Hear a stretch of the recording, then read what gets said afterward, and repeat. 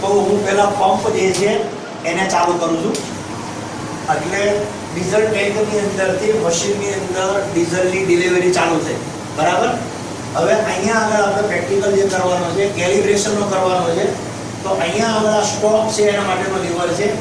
1 બરાબર 100, 2 બરાબર 200, 3 બરાબર 300, 4 બરાબર 400 અને આપણે 500 સ્ટોક લેવાના છે. કેટલા? 500. તો આ નોબ જે છે એને 5 ઉપર મેં સેટ કર્યો, એટલે 500 આરપીએમ એનો જે સ્ટોક છે એ ઓકે થઈ ગયા. હવે એ થઈ ગયા 12. હવે હું મશીનને ચાલુ કરું છું. અહીંયા આગળ તમે જુઓ તો અત્યારે 456 આરપીએમ ફરે છે. મારે એ આરપીએમ ને આ લીવરની મદદથી 1150 આરપીએમ લઈ જવાનું છે. કેટલા લઈ જવાનું છે? 1150. બરાબર. એને જરા સ્પીડ વધશે.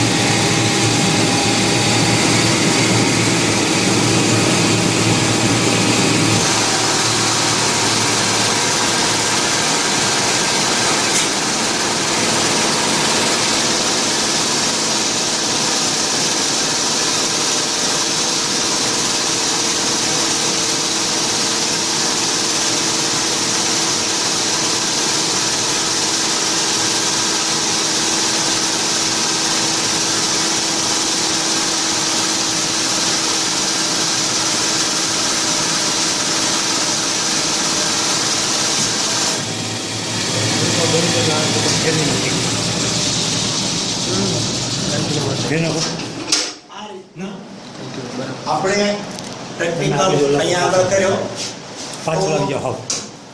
અહીંયા આગળ તમે જુઓ ક્યુબની અંદર જે મેઝરિંગ આપેલું છે એ મેઝરિંગની અંદર તમે જુઓ તો આ 6થો સિલિન્ડર છે અને આ પહેલો સિલિન્ડર છે. તો દરેક સિલિન્ડરની અંદર અત્યારે વેરિએશન છે. તો આ કંપનીએ કીધા પ્રમાણે 500 સ્ટોક અને 1150 આરપીએમ ઉપર આની અંદર જે મેઝરિંગ જે છે એ 25 સીસીનું હોવું જોઈએ. 25 સીસીથી ઓછું હોય તો તમારે મેઝરિંગ વધે એ પ્રમાણે એડજસ્ટ કરવું પડે અને વધારે હોય તો એને ઘટાડવું પડે. આ રીતના આપણે આ પ્રેક્ટિકલ જે છે એ કરી શકાય એની અંદર કેલિબ્રેશન. ઓકે.